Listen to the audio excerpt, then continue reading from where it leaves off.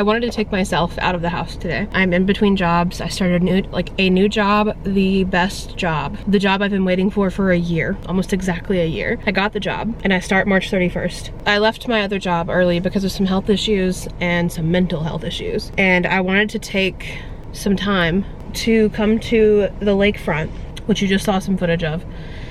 And I thought that I would be able to sit for a while and find some like mental peace or sense of closure, or just be able to like unmuck some of the stuff in my head and just break it apart, break it up, process it, and be able to move on from it. And I'm a very sensitive person, and by sensitive I mean like an empath, but also sensitive to like environmental stimuli. So if it's too bright or too cold or too windy or something outside or in any environment, and I'm in that environment, I'll get a headache. Cold air hitting my face gives me a headache. Bright sun gives me a headache. I also have blue eyes, so like photosensitive. So I came to the lakefront and I sat, and the sun was directly above me on my right side a little bit, and now I have a massive headache on the right side of my head. And I'm back in my car. I paid for an hour and a half of parking, and I only used about 20 minutes of it because I literally could not even think without my head hurting. So I'm back in my car, and I guess I'm gonna go find some kind of cafe. I brought some books with me, and I was planning to do like a video, like a reading challenge or something, where I take like a short book to a cafe and sit down and read the whole book in one sitting in the cafe. I'm planning to do White Nights by Dostoevsky. I am excited about it, but now I have a headache. So I just wanted to get away from the house and get away from my pets for a little bit and just be on my own for a bit. But and I thought that would help like my mental state, but I am instead still just feeling like a thunderstorm mentally. So I've never had someone directly in my life pass away, and I'm really struggling with it. And not for the reasons that you would think. Well, some of that, but not entirely. Like, we had a very tumultuous relationship between the two of us. She was my grandmother, and her and my grandfather adopted me when I was 6. My mother is their biological daughter, and all of that was wild through the middle part of my life, from like 13 to 18 years old. It just it turned into a horrible relationship. We really did not like each other. I'm sure that she loved me, but she made me miserable during those years.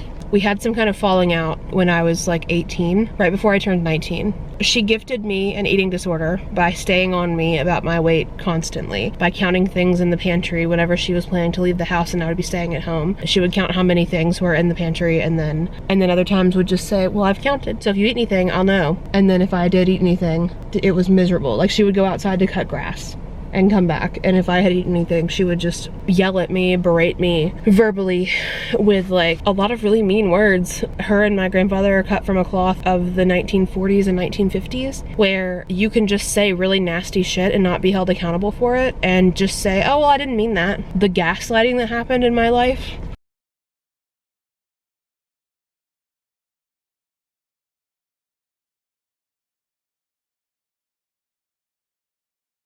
when I didn't even know what gaslighting was, from both of them,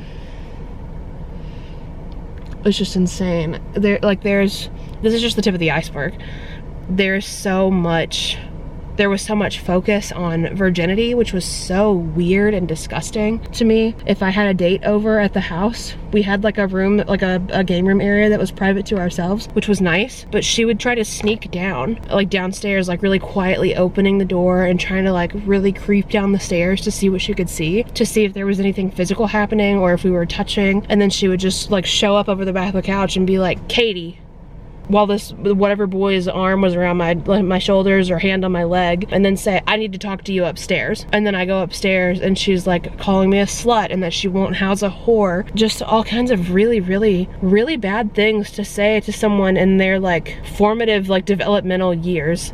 And I hated her. There were days that I would come home from school, from high school or middle school, either way, and on the way home was just wishing, hoping and praying that she was just gone. Like, that if her and my dad had just disappeared, I wouldn't ask a single question, because I wouldn't want to dare jinx it to make them come back. And the gossip among other family members, and just again, still just the tip of the iceberg, but a lot of things that really stuck with me as a result of like the food stuff. I now have like a binge eating disorder, which is miserable mentally. Like you feel like shit all the time about yourself, and for every little meal you feel guilty. Even if you're not eating like crazy, you're not binging, you're not like just completely gorging on food, but like the smallest things you feel guilty about because you're like, oh, I shouldn't be eating this, because I just hear her in the back of my head.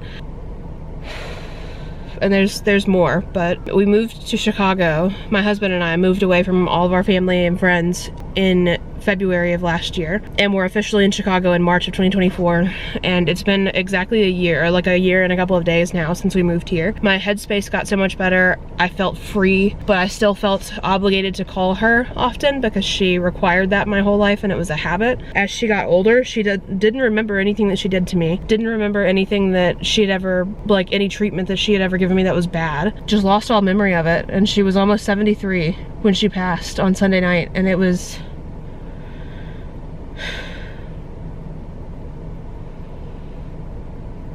in the last few weeks, I had gotten like a little bit closer, not a few weeks, in the past few months, I had gotten a little bit closer to her because of, I think, the distance, and like just hearing her talk about her day and knowing that she was alone mostly and that she wasn't crazy about her husband. So she would call and talk to me because he, you know, annoyed her, and she didn't enjoy like conversation with him and all these things. But as a result of all of this,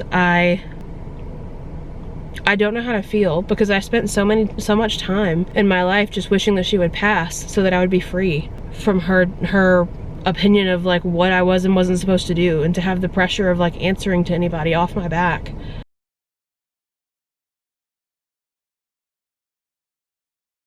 But when she passed, I didn't, like, it happened within like 3 or 4 days from when she like went into the emergency room to passing away, like where they had to take her off of life support.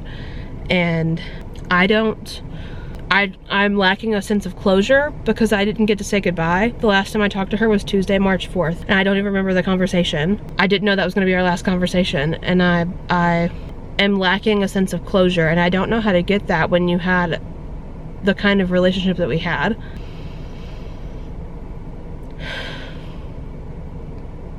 Anyway, I came to the lake to try and process all of that.